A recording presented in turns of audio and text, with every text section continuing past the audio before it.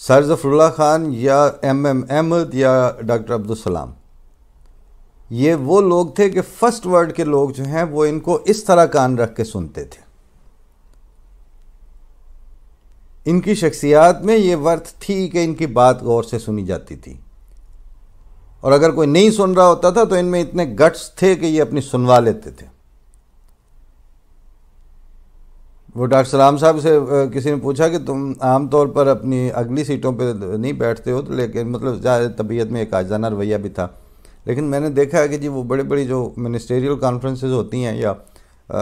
First world کے جہاں بڑے بڑے لیڈرز آئے ہوتے ہیں، وہاں آپ آگے سامنے کے صوفوں پہ بیٹھتے ہو. کہتے ہیں تم نے صرف یہی دیکھا ہے کہ میں سامنے کے صوفوں پہ بیٹھتا ہوں،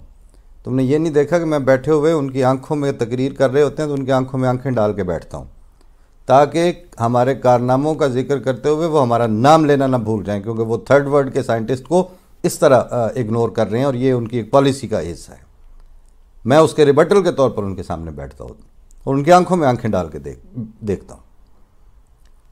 اس طرح کے آپ کے پاس نہ لوگ تھے نہ ہیں، اور جو تھے ان کو آپ نے ملائن کر کے اور ان کے اوپر کردار کشیاں کر کے، اور وہی کردار کشی آپ نے کیا کیا، مطلب نہ ان میں کوئی اخلاقی کرپشن تھی، نہ ان میں فائنینشیل کرپشن تھی. مطلب جس طرح کے کریکٹر آپ لوگوں کے ظاہر ہوتے ہیں، میں کیا منہ پہ ماروں اب آپ کے، ان میں سے ان کے پاس کوئی اس طرح کی حرکت نہیں تھی.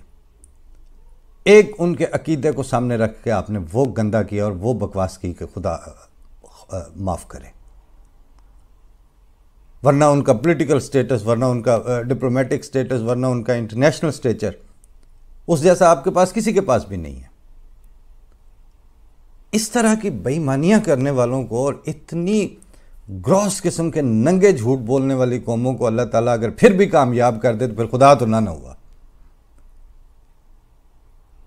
گل سہ دی نہیں گل پہ دی کہ بھئی اگر یہاں سے خرگوش گزر جائے، آپ اگر صرف کامیاب ہو جائیں تو اس سے بات نہیں، وہ پریسیڈنٹ سیٹ ہو جائے گی کہ اتنے بے ایمان بھی جو ہیں، کیونکہ خدا تعالیٰ نے اپنا قانون قدرت تو کسی کی خاطر کبھی چینج نہیں کیا. یہ جو فرسٹ ورلڈ والے فائدے اٹھا رہے ہیں وہ یہی ہے کہ خدا تعالیٰ کے قانون قدرت کو وائلیٹ نہیں کرتے. وہ سوشیو پولیٹیکل جو اصول بنے ہوئے ہیں، جو قوانین بنے ہوئے ہیں، وہ اس کو وائلیٹ نہیں کرتے. جن کی آپ مثالیں دیتے ہیں، امریکہ کی اگر آپ بات کرتے ہیں تو امریکہ میں انہوں نے وہ پبلک سپریمیسی اور سول سپریمیسی کی خاطر قربانیاں دے کے تو پھر اس کے اصول طے کر کے وہ آگے آئے ہیں. جرمنی کی آج آپ بات کرتے ہیں تو جرمنی کے اوپر جو بدترین وقت گزرے سو گزرے، لیکن اس کے بعد انہوں نے نہ اپنے اسکولوں میں جھوٹ بولا، نہ اپنے سلیبس میں جھوٹ بولا، نہ اپنی پارلیمنٹ میں جھوٹ بولا.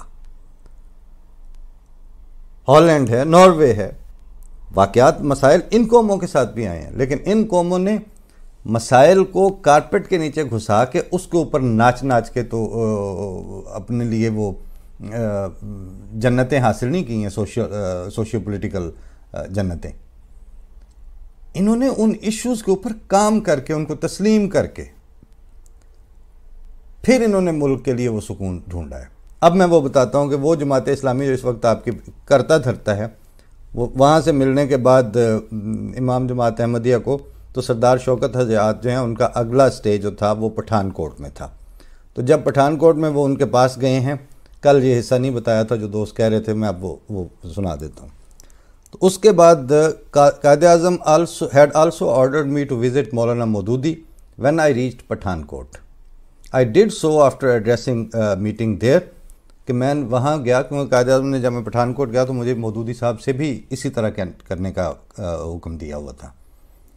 تو وہ اس وقت کہتے ہیں کہ چودھری نیاز کا ایک گاؤں تھا پٹھان کوٹ کے پاس، اس کے وہاں ٹھہرے ہوئے تھے. تو Maulana Maududi basically belong to Deobandi school of theology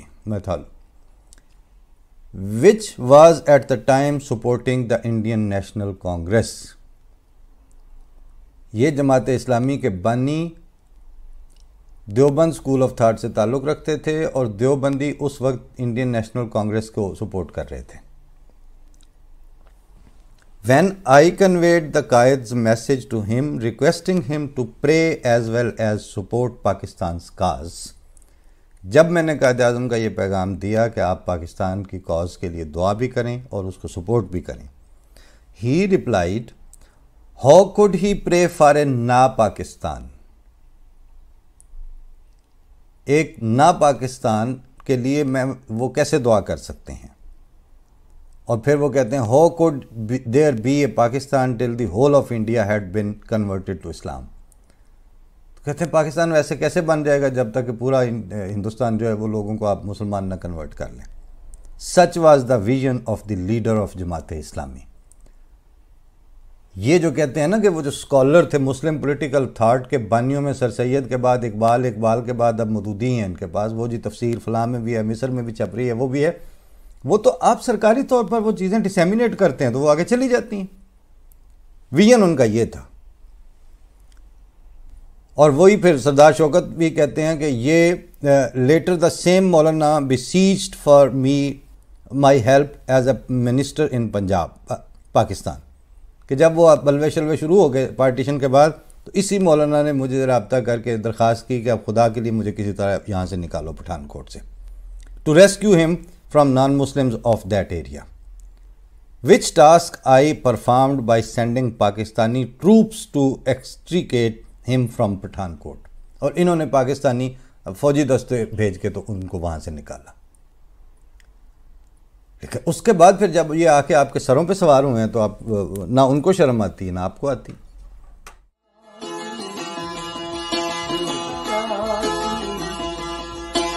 گئی